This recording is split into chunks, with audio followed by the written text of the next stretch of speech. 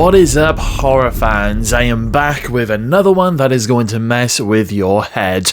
Look, over the weekend I watched Obsession, and I'm not even exaggerating when I say this movie messed me up. I am talking heart-pounding, skin-crawling, I need a cigarette and therapy kind of terrifying. And if you're into psychological horror that punches you in the soul while laughing like a maniac, then buckle the hell up. This is my full, no bullshit review. Hit that like button if you love getting scared senseless, and subscribe for more unhinged takes. Let's dive in. Directed by first-time feature guy Curry Barker, yep, the same twisted mind behind some of those wild horror shorts. Well, this Blumhouse joint is a demented love letter to the be careful what you wish for scenario. The film stars Michael Johnston as Bear and Inde Navarrette, who is absolutely killing it as Nikki. This is 1 hour and 48 minutes of pure chaos, and trust me, you're gonna feel every single second. Bear is your classic awkward nice guy music store employee with a massive unspoken crush on his childhood bestie,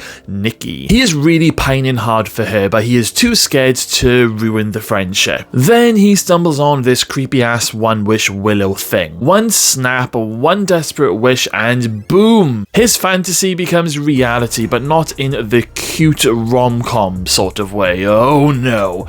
This obsession turns dark, possessive, bloody, and unhinged real quick. It's almost like as if Fatal Attraction had a baby with The Craft and Get Out and then raised it in a house full of red flags and sharp objects. The film mixes stomach-churning gore, pitch-black comedy, and some seriously uncomfortable truths about consent, desire, and what happens when love goes full psycho. Now, Barker doesn't hold back. The tension is suffocating in this film, and the twists hit you like a truck. The performances are insane. Michael Johnston plays Bear with this perfect mix of sort of like pathetic and terrifying. Like, you feel bad for him, but then you're like, bro, what the actual hell is going on, or what have you done? But Inde Navarrette, she steals the whole damn movie. Her descent, or maybe ascent, into obsession is magnetic, scary,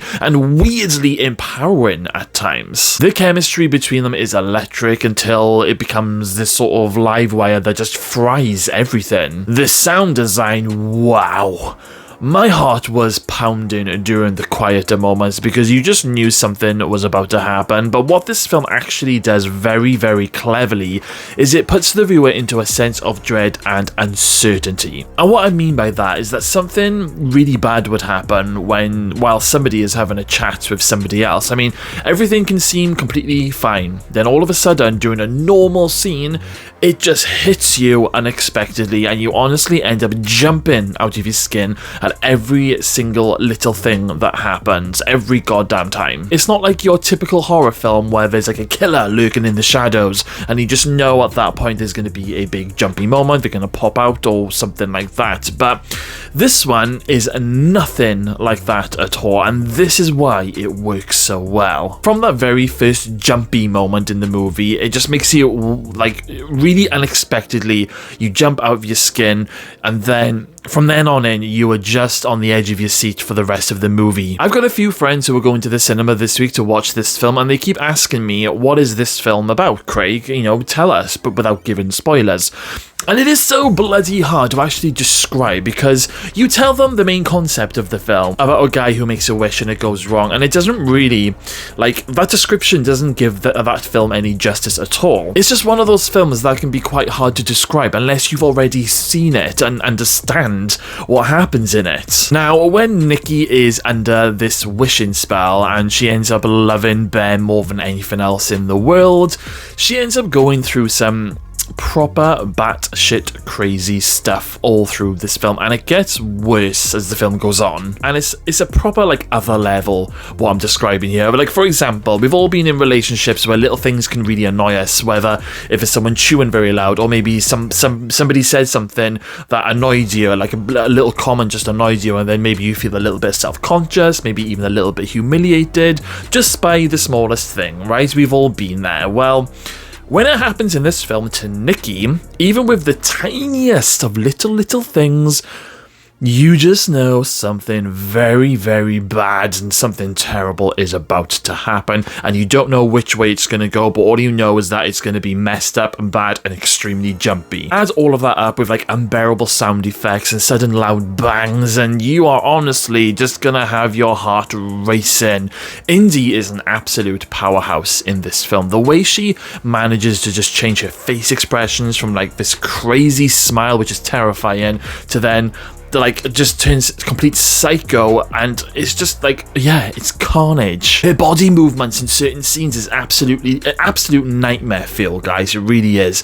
And there are just so many scary scenes in this film. I've actually seen people online debating on which one was the most scariest. That is how many there are. Bear is also a very interesting character because at the start of the film he's kind of like this likable character where you feel a little bit sorry for him because he is this shy guy. He's really shy and nervous about telling Nikki how he really feels about her, you know, before he does the wish thing. And you just kind of like sit there and you kind of feel like you want to give this guy a hug. But then after the wish thing kicks in and things just get a little bit too much for Bear, he then ends up ringing this telephone number on the back of the wish packet thing just to see if there's a way that he can undo a wish, and he is told what he can do to stop it. I'm not going to spoil it for you here, but he ends up taking this selfish route, and he just continues this selfish route for the entirety of this film. He decides to continue with this insane relationship with Nikki no matter what pain this is causing her and other people around him, because there are like, you know, there's like a friendship group and there are some pretty crazy insane death scene moments which I won't spoil for you here, but Jesus Christ, there is one in particular that will cause your mouth to hit the floor and your heart will be pounding out of your chest. And something I just love about this movie is that it really respects your intelligence while still delivering those jump scares and some of the body horror and those gnarly moments. Honestly, you will be covering your eyes at certain scenes, and there was one absolutely sick, disgusting scene that almost made me heave. This film has a very high score on Rotten Tomatoes for a reason. It is fresh, it is relevant, and it is absolutely brutal. Now, when the end credits rolled in the cinema over the weekend, it was at that moment when I realised how much I had been sweating during this whole movie, because that is how intense it is. I was absolutely caked in sweat. Gross, I know, but this is what the film did to me. Even the drive home, my heart was still pounding and I had this horrible knot that was in my stomach, and me and Peter, we just did not stop talking about this film when we were driving home and when we got home. Even the following morning, I could not stop thinking about this movie, and the online video reviews that I have been seeing recently all over the weekend is just confirming everything that I am saying in today's video. You really need to go to the cinema and see this film in the full surround sound to get that full horror experience. This is one of those rare occasions where the hype is real and you will have a roller coaster of a time seeing this film at the cinema. If you don't go and see it at the cinema, you will regret it, trust me. So go and buy yourself some tickets right now. This is going to be a real hard film to beat this year. I think this is going to be the horror film of the year. I know we've got some brilliant ones still to come out over the summer and later on in the year, but I honestly think that this is going to be really hard to beat. So my final score for Obsession is going to be 10 out of 10. It is one of the best horror films of the year. In fact, I might even go as far to say as one of the best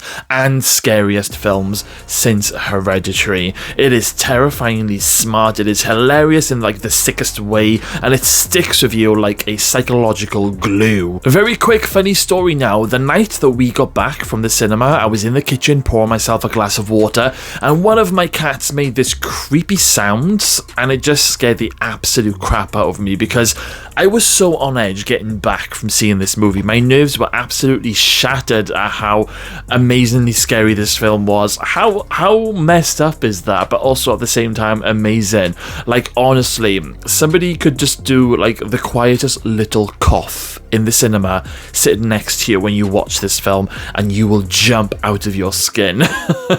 Oh my god, this film was just another level. So then guys, what did you think? Have you seen seen Obsession yet? Is it the scariest thing of 2026? Let me know all of your thoughts in the comments box below, and if you haven't seen this film yet, maybe avoid the comment section just to avoid any potential spoilers that might filter through, so maybe only go down there once you've seen the movie. Alright then guys, that is a wrap. Thank you all for stopping by today, keep watching horror, and I'll see you all in the next one.